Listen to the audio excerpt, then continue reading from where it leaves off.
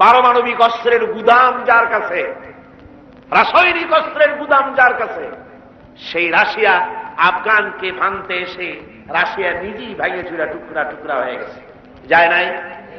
আজকে পবিত্র লাইলাতুল বারাত, আপনারা বিশ্বাস করুন,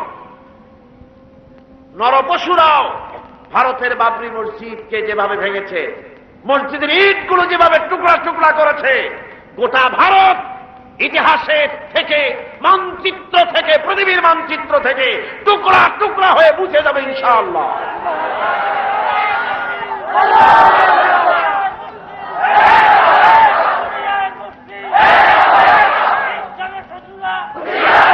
আজ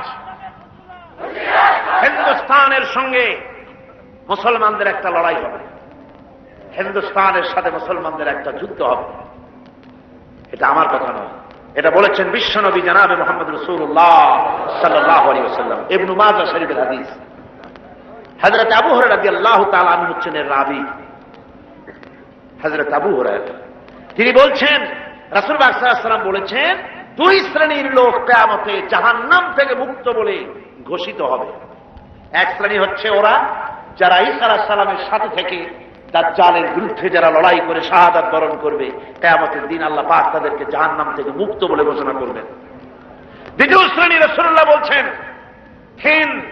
হিন্দুস্তানের সঙ্গে একটা জিহাদ হবে, ওই জিহাদে যারা শহীদ হবে, কিয়ামতের দিন আল্লাহ পাক তাদেরকে জাহান্নাম থেকে মুক্ত বলে ঘোষণা করবেন। হযরত আবু হুরায়রা বলেছেন, এই হাদিস বর্ণনা করে তিনি বলেছেন, আল্লাহ যদি আমাকে সেই পর্যন্ত বাঁচায় রাখেন, তাহলে হিন্দুস্তানের ওই লড়াইতে শরীক হয়ে আমি যদি শহীদ হতে পারি, তাহলে কিয়ামতের দিন জাহান্নাম থেকে আমিও মুক্ত বলে আল্লাহর কাছে ঘোষিত হতে পারবো এবং মুক্ত হয়ে আমি মুক্তভাবে বিচরণ করতে পারবো। এই আশা তিনি পোষণ করে দুনিয়া থেকে বিদায় গ্রহণ করেছেন। সেই জিহাদ আজও হয়নি, ইতিহাসটা প্রমাণ করে না। জিহাদ একটা হবে ভারতের সাথে। সেই জিহাদ বাংলাদেশের সেনাবাহিনী, বাংলাদেশের বিডিআর আর পুলিশ নয়, শুধু 11.5 কোটি তাওহীদি জনতা কাঁধে কাঁধ মিলিয়ে বাবরি মসজিদ ভাঙার প্রতিশোধ ভারতের কাছ থেকে কড়ায় গন্ডায় আদায় করে ছাড়বে ইনশাআল্লাহ।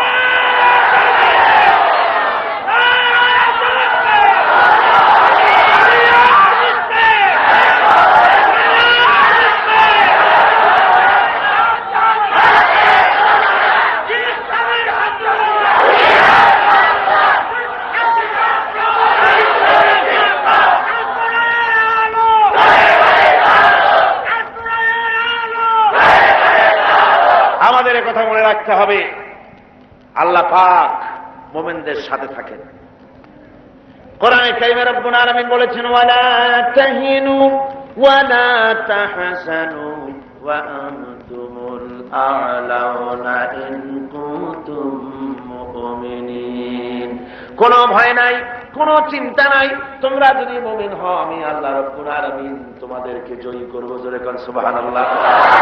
তোমরা বিজয়ী হবে তোমরা যদি মুমিন হও। সুতরাং হকের দাওয়াত নিয়ে অগ্রসর হতে হবে। ইসলামের বিজয় আসতেছে সামনে, ইসলামের চরম চূড়ান্ত বিজয় আসবে। আজকে মানবীপাড়ার যত তরুণ যুবক, কলেজ ইউনিভার্সিটির ছাত্র যারা এই মাহফিলে তোমরা এসেছো, যুবকদের বলবো, তোমরাই ইসলামের মূল মেরুদণ্ড। তোমাদেরকে রাসূলুল্লাহ ভালোবেসেছেন, ইসলাম তোমাদেরকে কদর করেছে, তোমাদেরকে আসতে হবে মূল পথে। ওইসব আজেবাজে আন্দোলন ছেড়ে দিতে হবে, মানুষের তৈরি করা মতবাদ, এসব আন্দোলন ছেড়ে দিতে হবে। তোমরা চিন্তা করে দেখো না, তোমাদের নেতারা তোমাদের কাছে কি চায়, তোমাদের নেতারা তোমাদেরকে কি বলে। তোমাদের নেতারা তোমাদের কাছ থেকে শুধু শক্তি চায়, তোমাদের রক্ত চায়, তোমাদেরকে চরিত্রবান বানাবার জন্য তারা কোনো চেষ্টা করে না। তোমাদের নেতারা কখনো বলে না, ছেলেরা নামাজ পড়ো 5 ওয়াক্ত মতো, মা বাপের খেদমত করো, এইসব কথা বলে না। এই রোজার মাস আসতেছে, রোজা রেখো, ওস্তাদের সম্মান করো, এরকম বলে। কিসের ওস্তাদের সম্মান করবে? কলেজের প্রিন্সিপাল পিটাইয়া ডাক্তার সব ভাঙিয়ে বেলায়। ঢাকা বিশ্ববিদ্যালয়ের প্রাক্তন ভাইস চ্যান্সেলর মনিরুজ্জামান মিয়া সাংবাদিক সাক্ষাৎকারে বলতেছিলেন দুঃখ করে, আমি বিশ্ববিদ্যালয়ের এমন এক জন্তু, আমার দাঁতও নাই, নখরও নাই, খালি বসে বসে মার খায়। আমরা বলেছি, মার তো খাবিনি, মেহমান দাওয়াত দিয়া নিজের পোষা গুন্ডা দিয়ে মার খাওয়ায়, মার আপনি খাবেন না, খাবে কেনা? এটা খাওয়া খুব স্বাভাবিক কথা। আদব শিক্ষা সেখানে দেওয়া হয় না। তোমাদের নেতারা তোমাদেরকে আদব শিক্ষা দেয় না।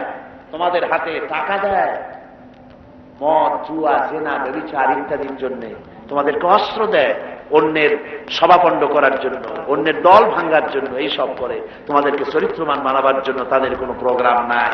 কথা ঠিক কিনা? কথা ঠিক কিনা? এই জন্য যুবকদেরকে, তরুণদেরকে ফিরে আসতে হবে ইসলামের সুশীতল ছায়াতলে। এখানেই শান্তি, এখানেই মুক্তি, এখানেই নাজাত। চলে আসো এই ইসলামের দিকে, এই দাওয়াত নিয়ে ছড়িয়ে পড়ো। আজকে বসনিয়ার উপর অত্যাচার হতেছে, বসনিয়ার মুসলমানরা মার খেতেছে, আলজেরিয়ায় মার খেতেছে, প্যালেস্টাইনে মার খেতেছে। প্যালেস্টাইনের নোম্যান্স ল্যান্ডে, ইসরায়েল আর লুবনান এর মাঝখানে নোম্যান্স ল্যান্ডে প্রায় 500-এর মতো ফিলিস্তিনি মুসলমানেরা কষ্ট পাচ্ছে। মুসলমানেরা বিপদে পড়লে জাতিসংঘ দেখে না, আমেরিকাও দেখে না, ব্রিটিশও দেখে না, কেউ দেখে না। মুসলমান বিপদে পড়েছে, একটা কুত্তা বিড়ালের জীবনের যে দাম আছে মুসলমানদের দাম ওদের কাছে নাই। এইভাবে হ্যাঁ প্রতিপন্ন তারা করতেছে। আজ ভারতে মুসলমান নির্যাতিত, কাশ্মীরে নির্যাতিত, বার্মায় নির্যাতিত, সব জায়গায় মুসলমানদের উপর নির্যাতন চলছে। এই নির্যাতনের পরই ইসলাম প্রতিষ্ঠিত হবে ইনশাআল্লাহ। কোনটা প্রতিষ্ঠিত হবে? ইসলাম প্রতিষ্ঠিত হবে। সেজন্য এই দাওয়াত নিয়ে ঘরে ঘরে পৌঁছে যেতে হবে, ইসলামী আন্দোলনের শরীক হতে হবে। কিন্তু ইসলামী আন্দোলনের শরীক হওয়ার ব্যাপারে অনেকে আবার কয় কি, কয় যে হুজুর কোন ইসলামে যাবো? করে ইসলামের এত দল, কোনটায় যাবো? সেই জন্য কোনটায় যাই না। কি বলেন? বলেন এরকম কোনটায় যাই না, কোনটায় যাবো? বহুত দল। আমি বলি ভাই এটা হলো একটা চালাকি জবাব, এটা একটা চালাকি জবাব। আপনি যখন অসুখ হয় তো ডাক্তারের কাছে যান। বাজারে কি ডাক্তার একজন আছে না কয়েকজন আছে? হোমিওপ্যাথি ডাক্তার আছে, অ্যালোপ্যাথি ডাক্তার আছে, আয়ুর্বেদিক ডাক্তার আছে, হার্বাল ডাক্তার আছে, 4-5 পদের ডাক্তার আছে। একজনে কয় সর্দি হয়েছে, একজনে কয় প্যারাসিটামল খাও, আরেকজনে কয় পাইরালজিন খাও, আরেকজনে কয় মিটসিনা খাও, আরেকজনে কয় সিরাপ খাও, আরেকজনে কয় ট্যাবলেট খাও। আপনি কি রাগ করে বলেন যে ডাক্তাররা এক একজনে এক এক রকমের কথা কয়, আর এত ডাক্তার আমি কোনো ঔষধই খাবো না, না খাইয়ে মরবো, এরকম বলেন না? বুদ্ধি খাটাইয়া এমন একটা ডাক্তারের কাছে যান যার ভালো হাত যশ আছে, এরকম একটা ডাক্তারের কাছেই আপনি চলে যান। ইসলামের অনেকগুলি দল, তাতে আপনার কি হয়েছে? আপনার কাজ দুইটা। আল্লাহ পাক কোরআনে কারিমে বলেছেন আকিমুস সালাত, নামাজ প্রতিষ্ঠা করো। আবার ওই আল্লাহ বলেছেন আকিমুদ্দিন, দিন প্রতিষ্ঠা করো। আকিমুস সালাত যেমন ফরজ, আকিমুদ্দিন তেমন ফরজ, দিনকে প্রতিষ্ঠা করো আল্লাহ বলেছেন। এই দিন প্রতিষ্ঠা করার আন্দোলনে আপনার কাছে দুইটা পথ খোলা। হয় আপনি নিজে একটা আন্দোলন করবেন পারলে, আর না পারলে যেটা আছে সেটার সাথে শরীক হবেন। কথা বুঝতে পেরেছেন? আপনার কাছে বুঝতে হবে কোন আন্দোলনটা সঠিক, কোনটার সাথে গেলে কাজ করলে আপনি একটা আধুনিক স্টেট পরিচালনা করার মতো দক্ষ জনশক্তি তৈরি করে কারা, সেগুলো বুঝে শুনে তাদের সাথে গিয়ে শরীক হয়ে ইসলামী আন্দোলন করতে হবে। ওই কথা বলে পার পাওয়া যাবে না যে ইসলামী আন্দোলন অনেকগুলি, সেই জন্য আমি বড়টা করবো না, এইটা বলা যাবে না। হকের দাওয়াত, ইসলামের এই দাওয়াত পৌঁছে দিতে হবে। আর চতুর্থ নম্বরের শর্ত হচ্ছে সবর ইখতিয়ার করতে হবে। কি করতে হবে? সবরের কথা কেন বলা হচ্ছে? সবরের কথা এই জন্য বলা হতেছে, দ্বীনের দাওয়াত এমন এক জিনিস, এই দাওয়াত দিতে গেলে বিপদ আসবে, মুসিবত আসবে, এটাই স্বাভাবিক। দুনিয়ার কোন পয়গম্বর দ্বীনের দাওয়াত দিতে গিয়ে মুসিবতে পড়ে নাই, এমনটি হয়নি।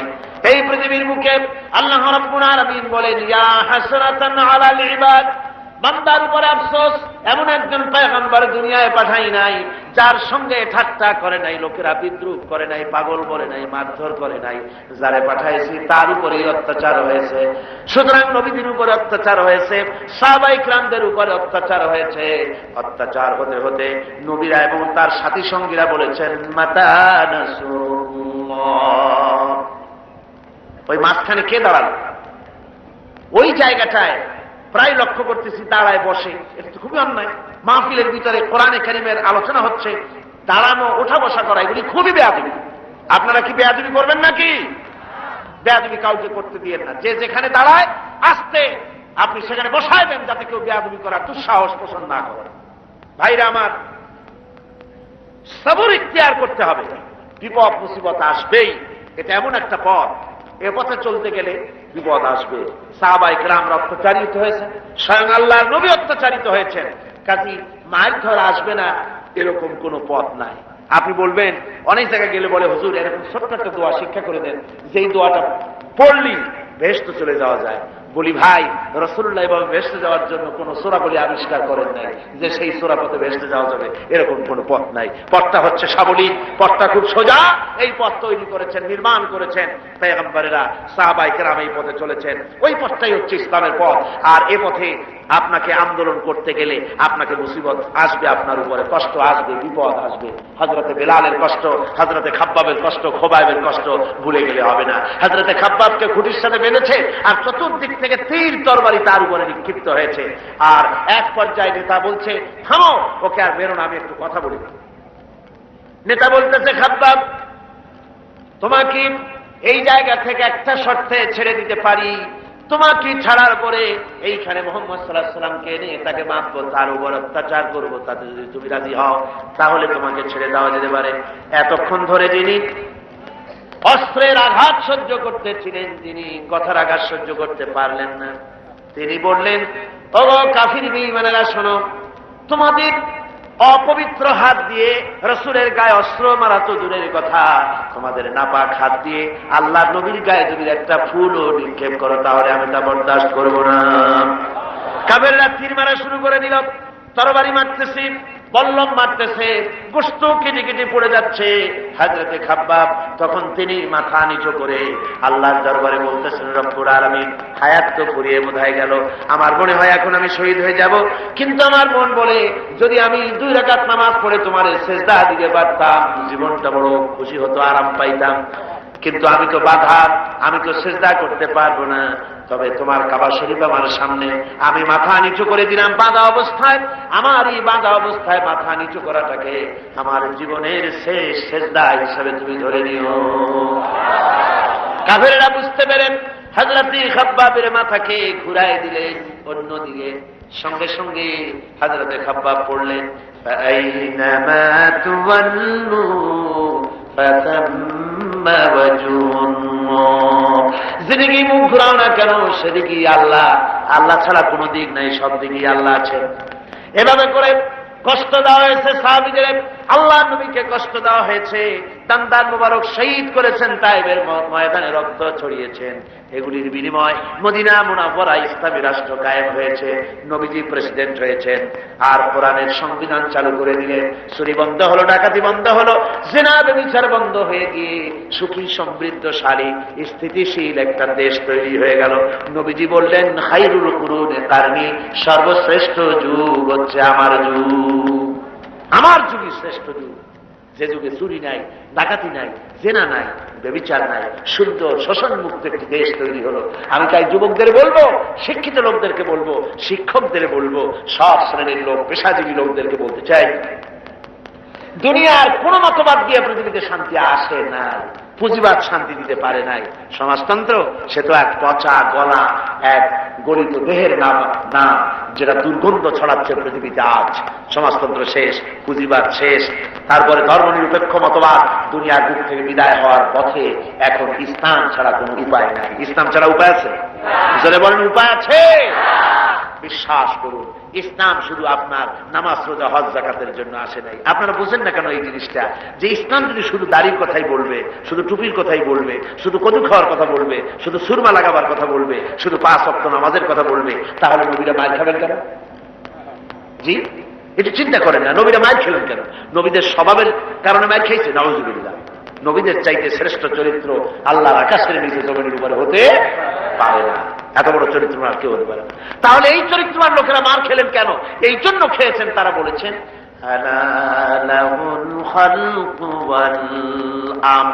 সৃষ্টি যার, আইন চলবে। এই গোটা পৃথিবী আর এই মানব মন্ডলী কার সৃষ্টি? সরে সরে চিল্লায় বলুন, এই পৃথিবী আর এই মানুষগুলি কার সৃষ্টি? আকাশ কার সৃষ্টি? বাতাস কার সৃষ্টি? সব আল্লাহ। আইন চলবে, সে আইন এখানে সব। বুঝতে চেষ্টা করো, না বুঝে অনেকে বলে ধর্মের ধর্মের ভিতরে, ধর্মীয় জনসভায়, ধর্মীয় মাহফিলে, মসজিদে রাজনীতি করতে দেওয়া হবে না, এরকম বলে না? খুব বলে। লাগে কি যখন বলে, তারা মনে হয় যেন বাংলাদেশ ওদের শ্বশুর বাড়ি, আর আমরা যারা ইসলামের রাজনীতির কথা বলি, আমরা এদেশে ঘরজামাই হয়ে বাস করি, এরকম মনে হয়। ব্যাপারটি তা না। কোরআনে কারীমের মধ্যে আল্লাহ রাব্বুল আলামিন সব বলে দিয়েছেন। অর্থনীতি আছে, এর মধ্যে রাজনীতি আছে, এর মধ্যে সমাজনীতি আছে, সব আল্লাহ বলে দিয়েছেন। তিবিয়ানান লিকুল্লি শাই। আল্লাহ পাক পরিষ্কার করে বলছেন, ফামান তাবিয়া হুদায়া ফালা খাউফুন আলাইহিম ওয়ালা হুম ইয়াহজানুন। এই কোরআনের আইন যারা মেনে চলবে, আল্লাহ পাক বলেন এই কোরআনের শাসন যারা মেনে চলবে, ফালা খাউফুন আলাইহিম, ওদের জন্য কোনো ভয় নাই, ওদের জন্য কোনো চিন্তা নাই। কিসের ভয় নাই? কোরআনের শাসন যেখানে চালু হবে, চুরির ভয়, ডাকাতির ভয়, জেনার ভয়, হত্যার ভয়, দর্শনের ভয় থাকবে না। ওয়ালা হুম ইয়াহজানুন, কোনো চিন্তাও থাকবে না। ওই সমাজনীতিতে খাওয়া পড়া, শিক্ষা, চিকিৎসা, বাসস্থানের চিন্তাও থাকবে না। মানুষেরা শোষণ মুক্ত একটি সুন্দর পৃথিবী তারা লাভ করতে পারবে, যেখানে কোনো শোষণ থাকবে না, যদি কোরআনের আইন চালু হয়ে যায়। এই আইনটা মানুষের তৈরি না, এই আইনের কিতাব কার? এটা বিশ্বাস করুন, কোরআন পড়ুন, কোরআন বুঝুন। একথা চিন্তা করবেন না যে কোরআন শুধু মৌলভী সাহেবদের। আপনার কোরআন, আপনি পড়েন, কেউ নিষেধ করে না। আপনি পড়েন, আপনি বুঝেন, আছে কিনা দেখুন। অন্যের মুখে ঝাল খাবেন কেন? আপনার মুখে তো একটা জিহ্বা আছে, নিজে টেস্ট করুন, ঝাল না টক না মিষ্টি, আপনি নিজে টেস্ট করুন। কোরআনের রাজনীতি আছে কি নাই, অন্য কোন মেয়ে লোক কি বললো, কোন পুরুষ লোক কি বললো, তাতে আপনার দরকার কি? আপনি নিজে পড়েন, কোরআন বুঝুন। এর মধ্যে সব আল্লাহ বলে দিয়েছেন, সব কথা খুলে খুলে বলেছেন। কোরআনের কথা যদি আমল করি, আল্লাহ বরকত দিবেন। কোরআনের শাসন যদি বাংলাদেশে কায়েম হয়, শোনেন আল্লাহ কি বলছেন।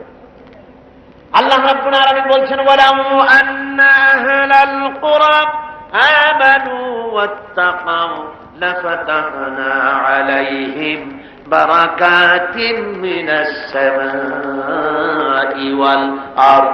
জনপদের লোকেরা, দেশের লোকেরা যদি আমার উপর ঈমান আনে আর আমাকে ভয় করার নীতি যদি অবলম্বন করে চলে, আল্লাহ রাব্বুল আলামিন বলেন, তাহলে ওই দেশের মানুষের জন্য আমি আকাশ আর জমিনের সব বরকতের দরজা খুলে দেব, সমস্ত বরকতের দরজা খুলে দেব। আকাশ থেকে খাদ্য নাজিল হবে, জমিন তার খাদ্যের দুয়ার খুলে দেবে, নদীতে মাছের অভাব হবে না, গাছে ফলের অভাব হবে না, আমি দেব। কে দেবে? পারবে কিনা দিতে? পারবে কিনা? আল্লাহ এটা বিশ্বাস করো না যদি, তাহলে লক্ষ্য করে দেখো, এই পৃথিবীতে মানুষের সংখ্যা কম, অন্য প্রাণীদের সংখ্যা অনেক বেশি, ঠিক না? মানুষের চাইতে গরু, ছাগল, ভেড়া, পোকা, মাকড়, তারপরে মাছ, স্থলচর, জলচর প্রাণী, মানুষ বেশি না ওরা বেশি? ওরা বেশি। মানুষের ব্যাংকে টাকা আছে, আপনাদের ব্যাংক আছে না এখানে? পূবালী, সোনালী, রূপালী, চৈতালি, বৈকালী, অনেক ব্যাংক আছে না? বহুত ব্যাংক আছে। এই ব্যাংকগুলিতে আপনারা টাকা জমা করেন, পয়সা জমা করেন, গোলায় ধান রাখেন আর ব্যাংকে টাকা রাখেন। কোন পাতিশিয়ালের কোন ব্যাংক আছে? পাতিশিয়াল একই আপনার এই বৃষ্টির সময় শীতকালে 10-15টা মুরগি চুরি করে নিয়ে তারপরে রূপালী ব্যাংকের ম্যানেজারকে বলছে, ম্যানেজার সাহেব আমার নামে একটা অ্যাকাউন্ট খোলেন, এই 10টা মুরগি ধুয়ে দেন, যখন বৃষ্টির সময় বাইরেতে পারবো না তখন এই মুরগিগুলো নিয়ে খাবো। অথবা কোন শকুন এসে মরা গরু এনে কোন ব্যাংকে জমা করে দিয়েছে নাকি? সুবহানাল্লাহ। আল্লাহ রাব্বুল আলামিন এই কোরআনে কারীমের মধ্যে বলেছেন, অসংখ্য প্রাণী আছে এমন যাদের কোনো সঞ্চয় নাই, অনেক প্রাণী আছে এমন যাদের কোনো সঞ্চয় নাই। সকাল বেলায় কোটি কোটি পাখি, কোটি কোটি মাছ, কোটি কোটি প্রাণী খালি পেটে সকাল বেলায় বেরিয়ে যায়, আর সন্ধ্যা বেলায় সকলের পেট ভরে আমি আল্লাহ রাব্বুল আলামিন তাদের বাসায় ফিরাইয়া দেই। সুবহানাল্লাহ। কেউ খালি পেটে বেরে না, কেউ খালি পেটে বেরে না, সকলের পেট ভরে যায়। কোরআনে কারীমে রব্বুল আলামিন বলেছেন, ওয়া মা মিন দাব্বাতিন ফিল আরদি ইল্লা আলাল্লাহি রিজকুহা। এই পৃথিবীর বুকে বিচরণশীল জীব এমন নাই যার রিজকের দায়িত্ব আমি আল্লাহ আমার নিজ হাতে গ্রহণ করি নাই। সকলের রিজকের চাবিকাঠি আমার হাতে, পর্যাপ্ত পরিমাণে আমি রিজক আদা করে থাকি, রিজক দান করে থাকি। সুতরাং চিন্তার কোনো কারণ নাই। আল্লাহ পাকের দ্বীন কায়েমের সংগ্রামে যদি অগ্রসর হই, আল্লাহর রহমত আসবে। আজ ইসলামী আন্দোলন করার কারণে বাতিলরা সব এক হয়ে গেছে ইসলামী আন্দোলনের বিরুদ্ধে। বাতিলরা কি করছে? এক হয়ে গেছে। রাসূলের কথা অনুযায়ী রাসূল বলেছেন, আল কুফরু মিল্লাতুন ওয়াহিদা, কাফেররা আসলে এক জাত। দুনিয়ায় সব জায়গায় নিজেদের মধ্যে হাজারো ঝগড়া আছে, বিবাদ আছে, কিন্তু ইসলামরে মারা লাগবে, মুসলমান মারা লাগবে, তখন সব কি হয়ে যায়? এক হয়ে যায়, সব এক হয়ে যায়। আজকে সব এক হয়ে কলেজে, বিশ্ববিদ্যালয়, দেশে বিদেশে সব জায়গায় সকল ইসলাম বিরোধী শক্তি ঐক্যবদ্ধ হয়ে ইসলামকে ধ্বংস করার জন্য হাজারো প্রচেষ্টা চালাচ্ছে, কিন্তু ইসলাম ধ্বংস হবে না। হবে? ইসলাম ধ্বংস হবে? বিশ্বকবি আল্লামা ইকবাল রহমতুল্লাহ আলাইহি বলেছেন, সাথে জাকা রহা है अजल से टाइम रोज चरागे मुस्तफा भी से शरारे লাহাবিস। সেই আবহমান কাল থেকে আবু লাহাবের স্ফুলিঙ্গের সাথে, অগ্নি স্ফুলিঙ্গের সাথে মুস্তাফা আরবি সাল্লাল্লাহু আলাইহি ওয়াসাল্লামের দ্বীপ শিখার সংঘর্ষ চলে এসেছে। এ পর্যন্ত চলবে কিয়ামত পর্যন্ত। এই সংঘর্ষে আবু জেহেল আবু লাহাবের অগ্নি স্ফুলিঙ্গ নির্বাপিত হয়ে যাবে, জ্বলতে থাকবে মুস্তাফা সাল্লাল্লাহু আলাইহি ওয়াসাল্লামের চেরাগ জ্বলতে থাকবে। এছাড়া কেউ নিভাতে পারবে না। আজ ইউরোপে যান, আমেরিকা যান, সর্বত্রই ইসলামের জোর আওয়াজ চলতেছে। গত অগস্ট, সেপ্টেম্বর, অক্টোবর 3 মাস আমি আমেরিকা, ইউরোপ সফর করে এসেছি। 3 মাস সেখানে ছিলাম। এই 3 মাস সফর করতে গিয়ে আগেও দেখেছি, এখনো দেখছি, ইসলামের আন্দোলন, ইসলামকে জানার জন্য, বোঝার জন্য মানুষের চাহিদা আগের থেকে অনেক বেশি বেশি তাদের মধ্যে দেখা গিয়েছে। আলহামদুলিল্লাহ। সেই লন্ডন শহরে আজ থেকে 90 বছর আগে মসজিদ ছিল মাত্র একটি, সেই লন্ডন শহরে এখন মসজিদ প্রায় 1000-এর কাছাকাছি। গোটা ইংল্যান্ডে কয়েক হাজার মসজিদ আর 3টা টাইটেল মাদ্রাসা চালু হয়েছে। ইংল্যান্ডে 3টা টাইটেল মাদ্রাসা, কলেজ, হাই স্কুল আর কিন্ডারগার্টেন স্কুল, যা মুসলমানরা চালাচ্ছে, তার সংখ্যা 30টি। হেফজখানা আছে বহু। কোরআনের আওয়াজ, ইসলামের আওয়াজ, যে দেশে কাফেরদের দেশ, সেইখানে কোরআনের বুলবালা হচ্ছে, ইসলামের আন্দোলন চলতেছে, ইসলামের আওয়াজ চলতেছে। আমেরিকাও একই অবস্থা।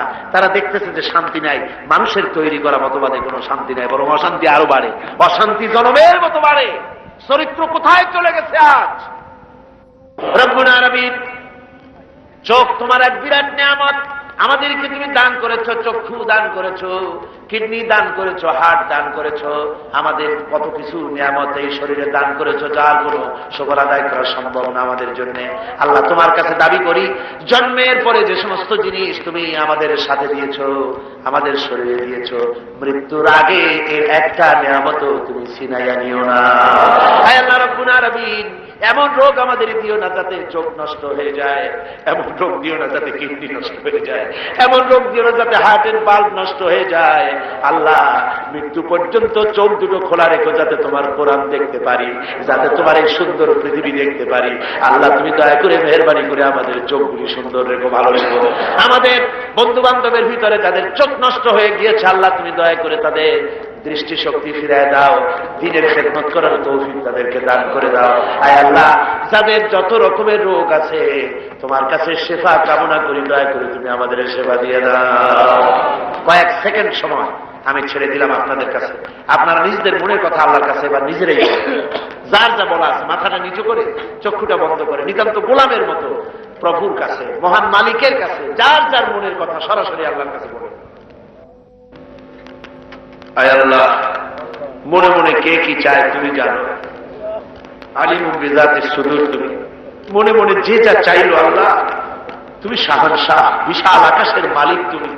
আল্লাহ, তুমি দয়া করে যে যা চাইলো প্রত্যেকের ঝুলি তোমার রহমত দিয়ে ভরে দাও। আল্লাহ, আল্লাহ আরেকটা দোয়া করি, এই সময় আমরা একেবারে অন্তর দিয়ে বিশ্বাস করতেছি, নিশ্চয়ই তুমি আমাদের দোয়া কবুল করবে। এই পরিপূর্ণ বিশ্বাস নিয়ে এই মুহূর্তে দোয়া করছি। আল্লাহ, রাজশাহীর জন্য দোয়া করতেছি। আল্লাহ, ইসলামের সমস্ত বিরোধী শক্তিগুলি ঐক্যবদ্ধ হয়ে বিশ্ববিদ্যালয়, কলেজে যে ছাত্র গোষ্ঠী ইসলামের কথা বলে, তাদের উপরে সব ঝাঁপায় পড়েছে। আল্লাহ, গতকাল 2টি সোনার টুকরা ছেলেকে তারা শেষ করে দিয়েছে।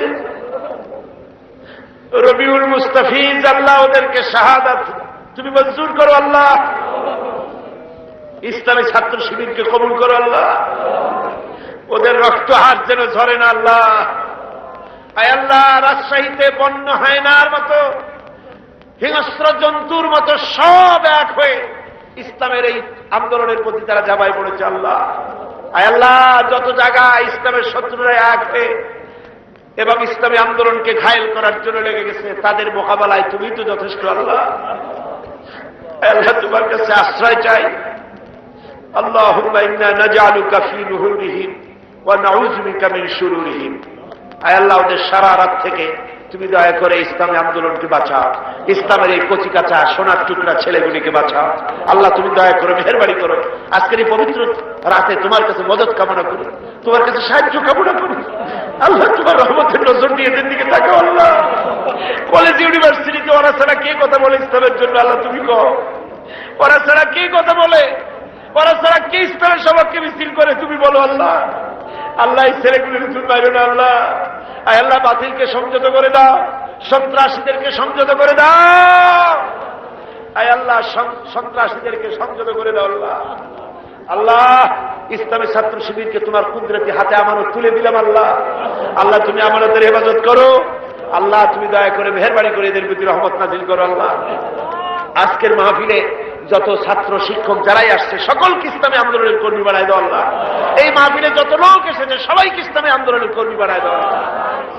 রব্বুল আলামিন আমাদের দেশে হিন্দু, মুসলমান, খ্রিস্টান, বৌদ্ধ যত জাতি আমরা এখানে বাস করি, আমাদেরকে সাম্প্রদায়িক সম্প্রীতি, মহব্বত, প্রীতি, ভালোবাসা, ভ্রাতৃত্ব নিয়ে আমাদের বসবাস করার তৌফিক দান করে দাও। সাম্প্রদায়িক সম্প্রীতি বিনষ্ট হতে পারে এমন সব রকমের উস্কানি থেকে জাতিকে রক্ষা করো। আয় আল্লাহ তাআলা গৃহযুদ্ধের সকল রকমের সম্ভাবনা থেকে দেশটাকে বাঁচাও। ভারতের ষড়যন্ত্র থেকে, আমেরিকার আশা সব রকমের ষড়যন্ত্র থেকে বাংলাদেশকে বাঁচাও। বাংলাদেশকে কোরআনের রাষ্ট্রে পরিণত করে দেওয়া। ربنا تقبل منا إنك أنت السميع العليم وتب علينا إنك أنت التواب الرحيم سبحان ربك رب العزة عما يصفون وسلام على المرسلين الحمد لله رب العالمين واجعل آخر كلمة عند الموت لا إله إلا الله محمد رسول الله السلام عليكم ورحمة الله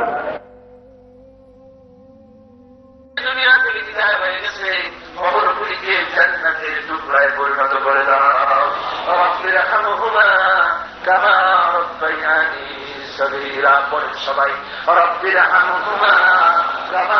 সবাই থাকতে পারি, জুয়ারি থাকতে পারি, কত রকমের গুণাগার এই মাহফিলে থাকতে পারে, থাকা স্বাভাবিক।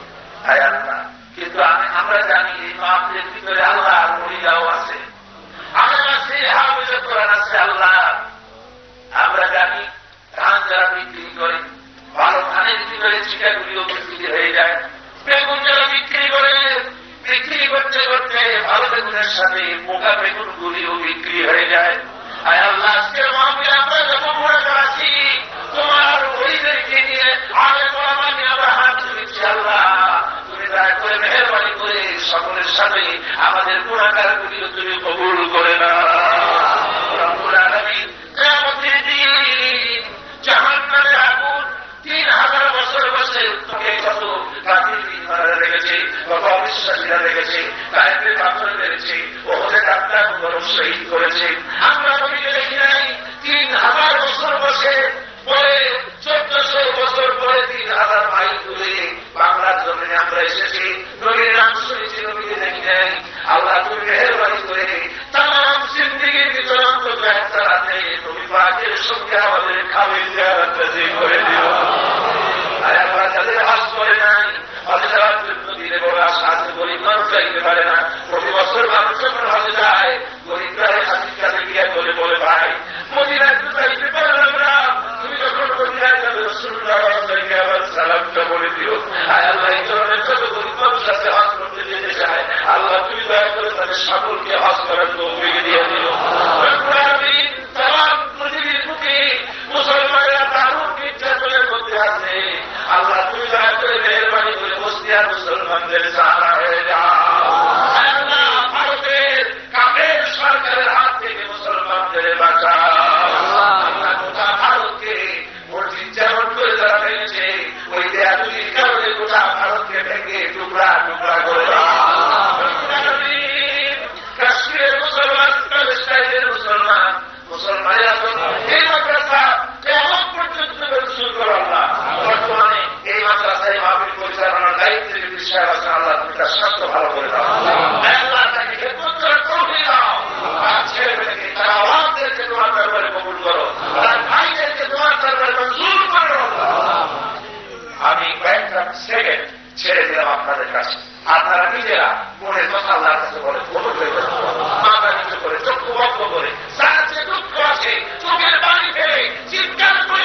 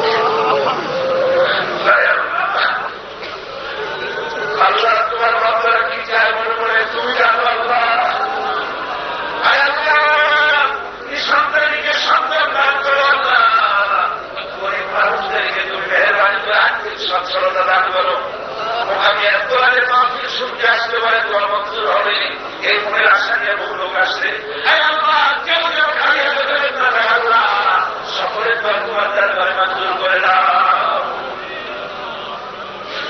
আল্লাহ। আমাদের ছেলেদের মৃত্যু না হয়ে যাবে, কিয়ামতে আমরা যেন বিনামাজি ছেলে বাপ ছেলে তোমার দরবারে না দাঁড়াই, কিয়ামতে যে আমরা যেন বিপদাস স্ত্রী স্বামী ছেলে তোমার দরবারে না দাঁড়াই আল্লাহ।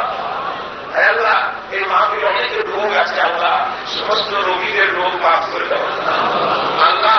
তুমি তোমার রহমতের নজর দিয়ে একটু টাকা মোকাবিলা দিয়ে